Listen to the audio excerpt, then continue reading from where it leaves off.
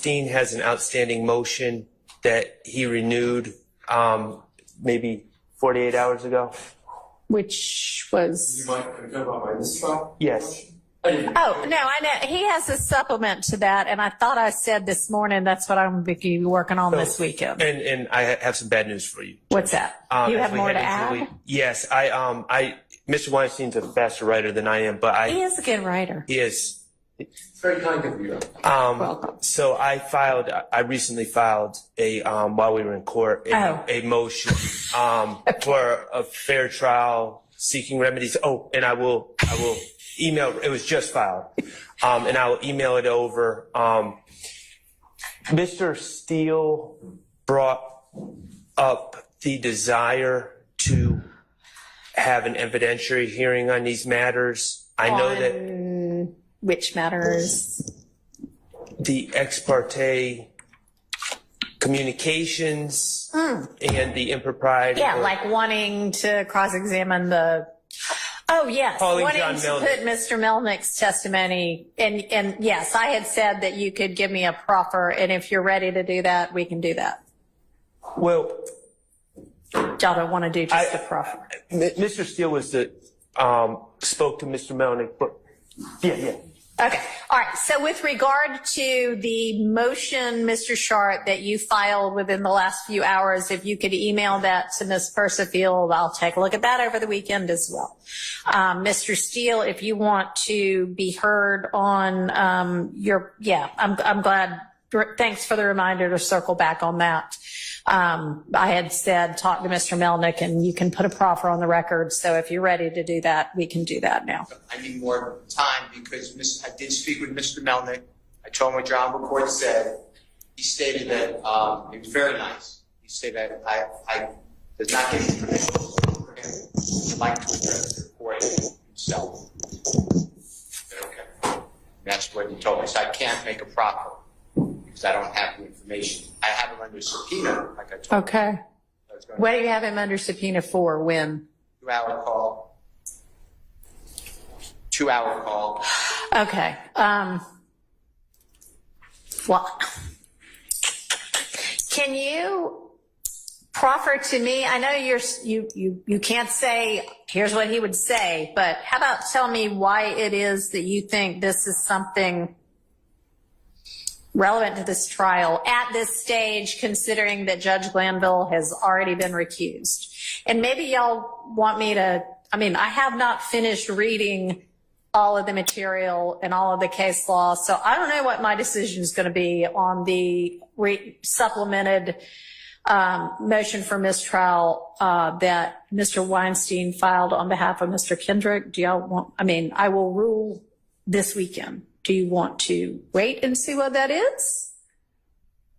Or do you want to just tell me why is it that anything Mr. Melnick might have to say in defense of himself matters for the trial? It might matter for everybody's, what they feel about their professional reputation. I get that. But for this trial, why does that matter? So, under Carr, C-A-R-R versus State, it's a 97 case, 98. It was the case that the gentleman owned Pike's Nursery, I think, the house burned down. Yeah. There's great language in there about prosecutorial duties. All right. And it talks about that the prosecutors need to, they carry the burden. They can charge people. They can ruin people's lives just by the charge. And they have a duty to the public to be open and candid. Sure. So, and all lawyers do, but especially prosecutors. And Mr. Melnick, I know this because he did say this, and that's why he wants to address you, because he was not mad at me. He said he needs to have it on the record himself, because he said that what the state was saying is not. Okay. And I think that goes into your analysis of why there was a meeting in the first place. I don't think that it was appropriate, and I'm not picking anybody, but like the Honorable Judge Krause said, if I was going to ask this Honorable Court for an ex parte meeting, I believe the way I always have it is there's a buffer. You have somebody say, what is it about? Yeah. I tell you, and I have to be candid. And if I'm not, in hindsight, you would probably, I assume, or any court would tell me, you had no right to do that because you got it with false pretenses. Okay. Mr. Melnick is going to say that what Adrian Love said to the judge is just patently not true. Via emails, her description of the emails is untrue. And there's no way to say that's inadvertent because she said that on Friday the 7th versus Monday the 10th, she kept talking about these emails and she changes her statement. So anyway, I believe that it's... All right, the best evidence of that would be, I'm sorry, I didn't mean to interrupt you, but just somebody give me the emails. I did. I put it in my motion that I filed when I found out this honorable court was the court. And I forget what I titled. I could find out for you. But Okay, I'll go back and look at those. it was a motion. It had two parts to it. And it said, I really don't want, as I told you, I don't want a mistrial. I just want to make it right. And I want the record to be good. So anyway, Mr. Melnick is going to take to task, and you make a credibility determination, Adrian Love, John Melnick's statements. He also adds that he states that he and his client, and he did not tell me, I said I don't want to know because it's attorney-client privilege, but he's going to work on it. He said, I assume that's a waiver. I'm assuming that with his client. He's saying that what Ms. Hilton said to the court and by both courts is not accurate also. All right. Then I have information that there's an off, so it's not in the transcript, so Mr. Weaver is either not there or definitely not reporting it, that Mr. Copeland did talk about the killing of Donovan Thomas, said it's not on the transcript. And that would be either Brady, if it's an inconsistency. So wait, so that I understand what you mean. You are saying that you have reason to believe that in the June 10th ex parte meeting, once Mr. Copeland was a part of that he talked about the killing of Nutt at a time when Judge Glanville was in the room? Because there were definitely two different portions where at one point he and Ms. Bumpus talked privately, which obviously nobody recorded because the court, at least the record reflects the court reporter and the court and whomever left the chambers so that they could talk privately. So it's entirely possible he talked to her about that. That wouldn't be on the record, and it shouldn't be on the record. Nobody else heard it. And then there was another portion where I believe the court left so that I don't know if it was you, Ms. Hilton, or I think Ms. Hilton, Ms. Bumpus, and Mr. Copeland could talk together. That's the part I'm talking about. So it's not privileged. Okay. All right. That there was substantive conversation about the killing of Mr. Copeland. Okay. So And Ms. Hilton. hang on. I'm jotting some notes for myself. Give me just a second.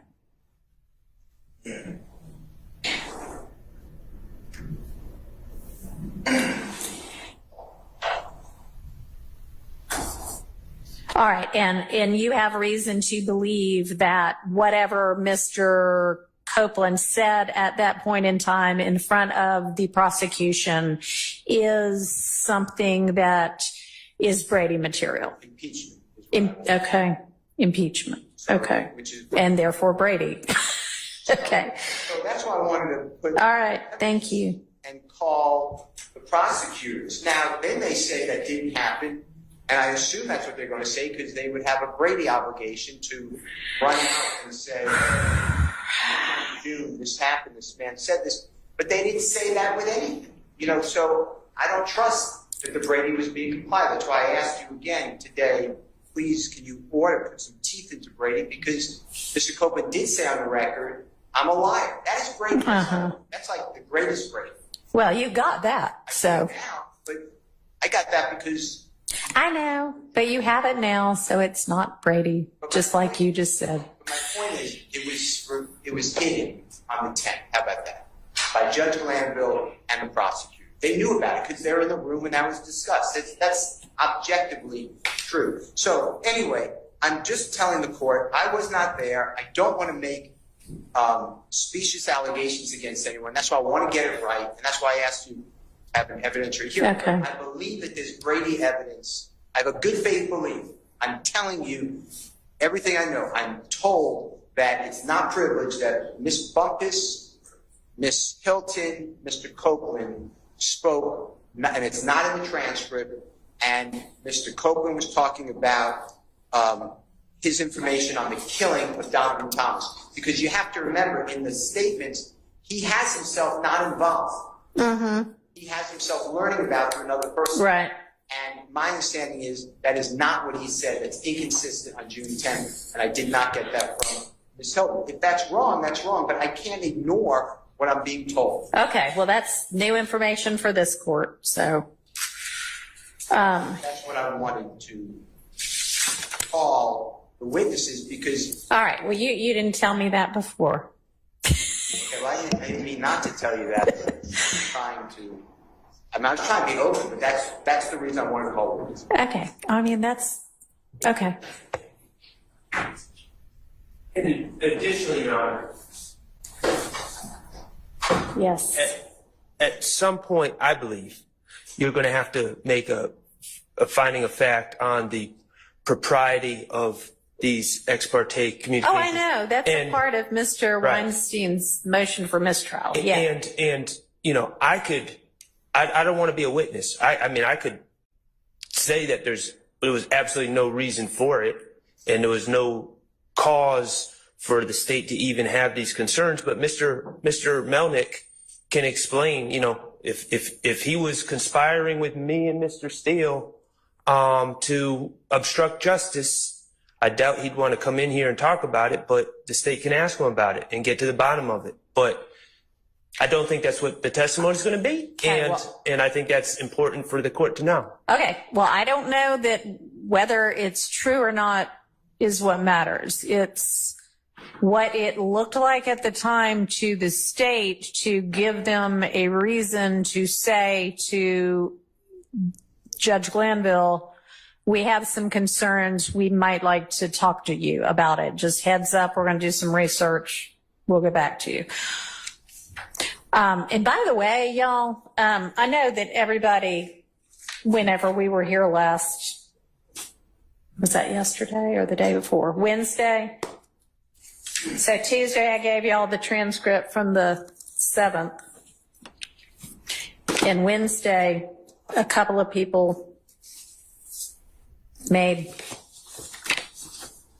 some statements about, oh my gosh, now lo and behold, we find out there's been yet another ex parte we never ever knew about. And actually, when you go back to the transcript of the June 7th, 2024 court proceedings, on page 95 on the record before court adjourns for the day is when the prosecution says, hey, by the way, we might need an ex parte, or we need an ex parte. And then it is definitely still on the record in court where y'all all heard not the content of the ex parte, but that the state wanted an ex parte, because people from the defense say other things on the record after that. So in open court, y'all were notified that they wanted one. So, I mean, it's not quite the salacious revelation that y'all made it out to be. Can I respond to that? Yes. So as in the King case that the state is relying on, the state has to make a showing of necessity for public, the necessity for the public interest for the for immunity to be granted by the court. Okay. And I was under the impression, I think a very reasonable deduction was that they were simply going back there. And I agree, they did announce an open court and we didn't know the substance, but I think a fair reasonable deduction would be that they were going back there to present the basis for granting immunity. Little did we know that they had already done that, and they were going back there to have that other conversation. So that's Okay. Yeah, I mean, I know y'all didn't know the substance of it, but. And wrapping back around to that. Yeah. I don't know if there was, but I'm assuming that under the King case, since it wasn't, I guess, that afternoon of the 7th, maybe it was prior to that, maybe it was in the morning, maybe it was the afternoon of the 6th, but at some point under King, there would have been some type of an ex parte meeting where the state presented the reason that they needed that immunity. I don't know if that was done on the record, if there was a transcript of that, but if there was, we have not received that either. Well, there better not be anything else that Well, how did they occurred get, as a meeting, because I told everybody on Tuesday, stand up and tell me anything there is. Did y'all do anything beyond the motion to get the immunity order for Mr. Copeland? No. Okay. So we submitted a motion. Right. And they have a copy of that. And that's Right. all right. Right. okay, That was, Okay. and Judge, I also state that at the time, I'm not certain why it would be believed that we were trying to get the warrant or the immunity agreement, because Mr. Copeland was under arrest at the time that we stood up and made that announcement in court on the 7th. I think he had already been arrested, I Well, think. you could be arrested and not have immunity for your testimony. The judge had already told him he had immunity on the record. Okay. Well, I don't know. I mean, they're probably just trying to remember it themselves too, but. All right. Well, Mr. Shard, I'll take a look at your new motion. And obviously I'll be looking at Mr. Weinstein's motion. And why don't, Mr. Steele, you plan to have Mr. Melnick here at 9-ish. I don't know whether I will hear from him or not, but okay. And Your Honor, so that we are, I'm understanding is on Monday, we're having the matter that Mr. Steele wants to present Mr. Melnick for. Maybe.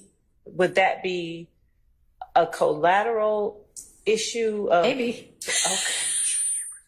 So if I end up hearing from the two of you on that, I'm not gonna make you not be prosecutors in the case anymore. We can hear that separately if I even hear it. okay. And so would Mr. Steele be allowed to introduce extrinsic evidence of a collateral issue that he's raising about the emails and things of that nature? I mean, the emails are already in the record. I think he's complaining that at one point, I mean, the emails are what they are. And at one point you said, this was an email to me. And at another point you maybe said, I accidentally got copied on this email, but I think it's actually different parts of the email. I think there's actually an explanation for why that might sound inconsistent, but I'll go back and look at all of the transcripts.